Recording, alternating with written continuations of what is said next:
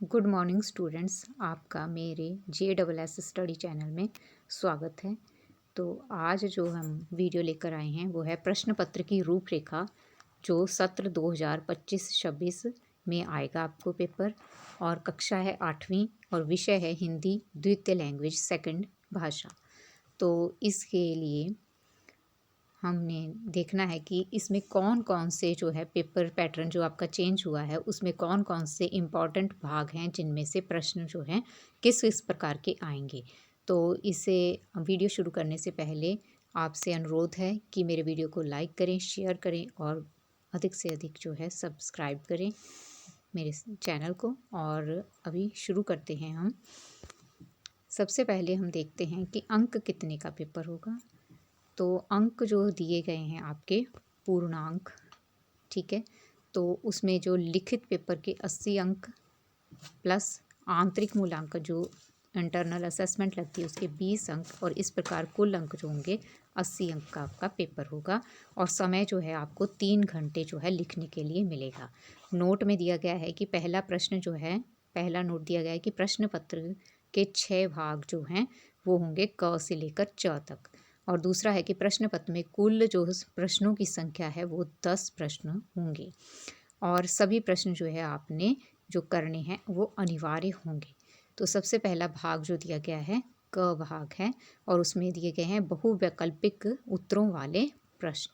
तो इसमें दिया गया है पहला प्रश्न, जिसका सब पाठ दिया गया है कि पाठ्य पुस्तक में से पर्यायवाची शब्द, शब्द शुद्धि, संज्ञा, स्वरनाम, सर्वनाम और कारक, विशेषण, क्रिया की पहचान, क्रिया विशेषण और पंजाबी से हिंदी में अनुवाद से संबंधित बहुविकल्पिक उत्तरों वाले कितने 6 प्रश्न जो हैं आपसे पूछे जाएंगे। ठीक है, यहाँ से 6 प्रश्न पूछे जाएंगे और प्रत्येक प्रश्न का जो है आपको 1 अंक दिया जाएगा। इस प्रकार 6 अंक का ये भाग होगा। और दूसरा भाग दिया गया है कि पाठ्य पुस्तक के कविता भाग के अभ्यासों में से 2 अति लघुत्तर मतलब बहुत छोटे बहुवैकल्पिक उत्तरों वाले जो हैं प्रश्न पूछे जाएंगे और प्रत्येक प्रश्न के लिए 1 अंक होगा। इस प्रकार आपसे जो है 2 अंकों का ये भी भाग होगा। 2 अंक इसके होंगे। ठीक है, यहाँ पर 2 अंक होंगे। और तीसरा भाग में दिया गया है कि पाठ्य पुस्तक में से बहुवैकल्पिक उत्तरों से संबंधित 2 कठिन शब्दों के अर्थ, ठीक है, 2 जो है कठिन शब्द दिए जाएंगे, उनके आपसे जो अर्थ पूछे जाएंगे।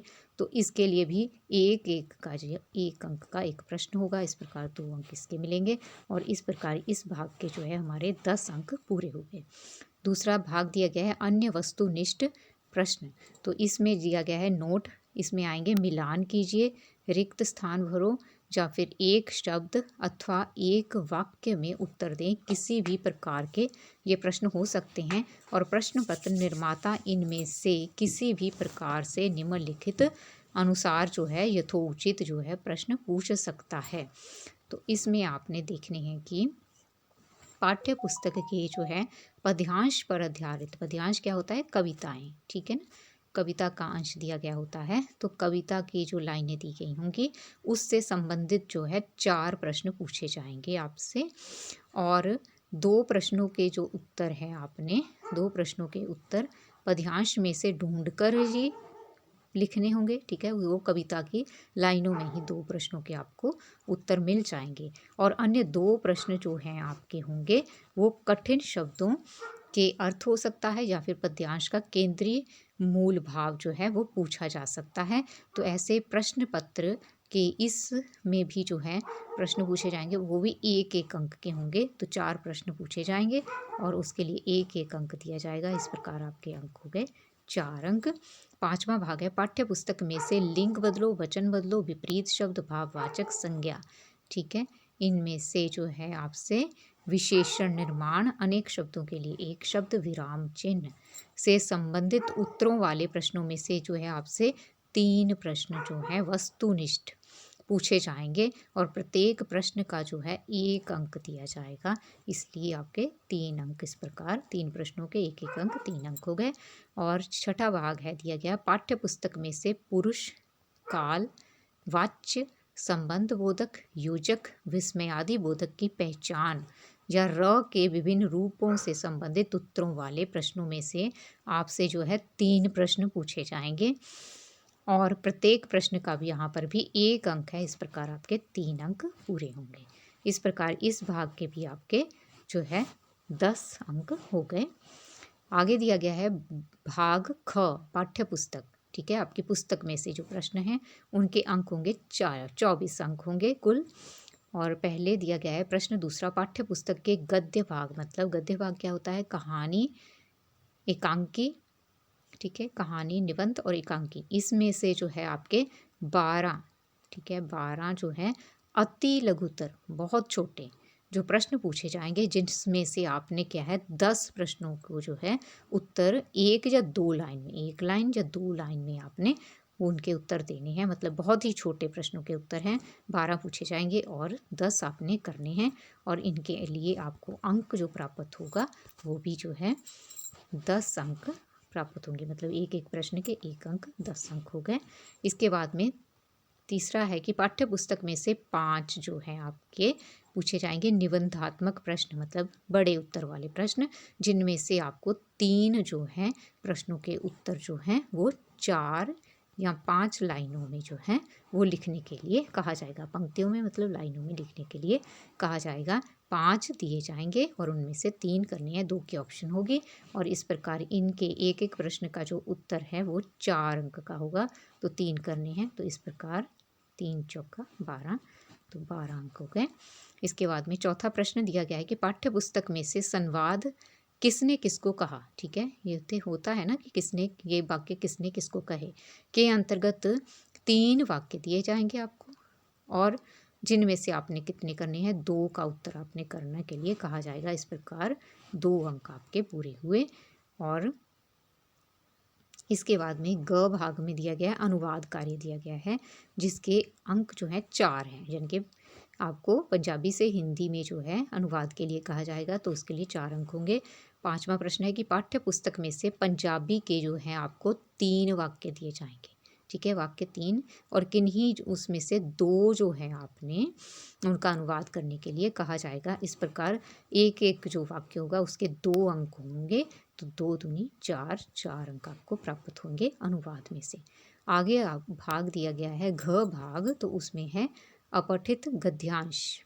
ठीक है, अपठित गद्यांश में आपने क्या करना है, अपठित गद्यांश वो गद्यांश होता है जिसे आपने पुस्तक में नहीं दिया होता है, उसे पहले पढ़ा नहीं होता है, परंतु उसे पढ़कर आपने जो है बिना पढ़े हुए पहले होता है और उसे जो है हमने हल करना होता है। एक अपठित जो है आपको गद्यांश, एक पैरा दिया जाएगा, उसमें 6 प्रश्नों के उत्तर देने के लिए कहा जाएगा। इसमें प्रश्नों की संख्या कितनी होगी, 6 होगी, और उनके आपने उत्तर देने हैं और अंक जो है आपको 6 प्राप्त होंगे। इस प्रकार आगे जो हम देखते हैं क्या है, मुहावरे दिए गए हैं। 9 भाग में आपको मुहावरे एवं लोकोक्तियाँ दी गई हैं और इनके अंक जो है आपको 6 प्राप्त होंगे। तो इसमें दिया गया है 7वां प्रश्न जो इससे संबंधित होगा कि पाठ्य पुस्तक में से 8 जो हैं आपको मुहावरे और लोकोक्तियाँ देकर उनमें से किन्हीं 6 के आपने जो है मुहावरे और लोकोक्तियों को वाक्यों में अर्थ स्पष्ट करने के लिए कहा जाएगा। वाक्य इस प्रकार का बनाना है कि जिससे उसका अर्थ स्पष्ट हो जाए, इसलिए इसमें भी आपको 2 जो है मुहावरे और लोकोक्तियों के ऑप्शन मिलेगी और अंक जो है 1 1 अंक होगा, तो 6 का 6 अंक हो गए, 1 1 अंक 6 अंक। इस प्रकार आगे जो हमारा लास्ट भाग है वो है भाग जो है च भाग, जिसमें रचनात्मक लेखन 20 अंक का होगा, मतलब निबंध पत्र। ठीक है, तो इसमें दिया गया है आपको रचनात्मक भाग में 8वां प्रश्न है कि कोई 2 जो है आपको पत्र देकर उनमें से किसी एक पत्र को लिखने के लिए आपको कहा जाएगा। मतलब 2 पत्रों दिए होंगे, ऑप्शन होगी एक की, और जो पत्र आपको सही ढंग से आता है उसे आपने लिखना है और जिसके लिए आपको अंक दिए जाएंगे, 7 अंकों की प्राप्ति हो जाएगी। इसके बाद में हम देखते हैं आगे हमारा प्रश्न। 9वां प्रश्न है कि किन्हीं 3 विषयों पर संकेत बिंदु देकर 3 विषय दिए गए होंगे, मतलब 3 जो आपको विषय होंगे और उनमें से संकेत बिंदु दिए गए होंगे आपको, जो एक रिक्त स्थानों की पूर्ति की तरह दिया होता है, एक पैरा सा दिया होता है, वो संकेत बिंदु उन्हें कहते हैं।